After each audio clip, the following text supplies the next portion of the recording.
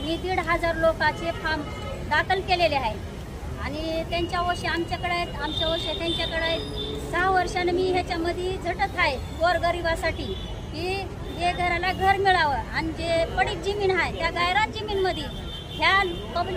गोरगरीब लोकांना एक गुंठा मिळण्याबाबत किरायानं राहणाऱ्या लोकांचं गंभीर परिस्थिती आहे। काम एकतर लागत नाही,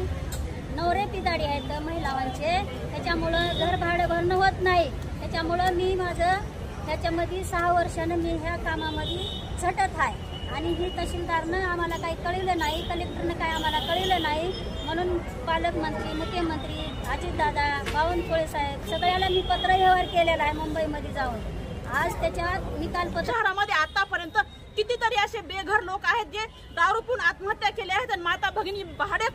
भाड्यानं घर करून राहत आहेत, पण त्यांना 4 पत्र्याची कुठंतरी जागा मिळावी म्हणून या भगिनींचा संघर्ष चालू आहे आणि गेल्या 6 वर्षापासून हा संघर्ष चालू आहे। जर ह्या एका महिन्यामध्ये जर या लोकांना 4 पत्र्याची या लातूर शहरामध्ये, मग ते गायरान शहरी असेल ग्रामीण असेल, 4 पत्राची या लोकांना जर जागा नाही मिळाली तर मी माझ्या समस्त महिलांना घेऊन या लातूर शहरामध्ये त्या जागेवर अतिक्रमण करणार आहोत, कब्जा करणार आहोत आणि ज्या वेळेस आम्ही अतिक्रमण करू, कब्जा करू, त्यावेळेस पालकमंत्री असतो, मोदी साहेब असतील, फडणवीस साहेब असतील, बावनकुळे साहेब असतील, कोणीही असू, त्यांनी आम्हाला उठवण्यात यावं। आम्ही उठणार नाहीत कारण आम्ही कायदेशीर कुठलेही गुन्हा केला नाही। जेही काम करत आहेत कायद्यानं करत आहेत, कायदेशीर त्यांनी आमच्याकडे लक्ष द्यावं आणि या माझ्या माता भगिनींना 4 पत्री जागा द्यावी, अन्यथा येत्या एका महिन्यामध्ये जिथे गायरान दिसेल तिथे माझ्या माता भगिनी अतिक्रमण करतील, पत्र्याचं शेड मारतील आणि त्या ठिकाणी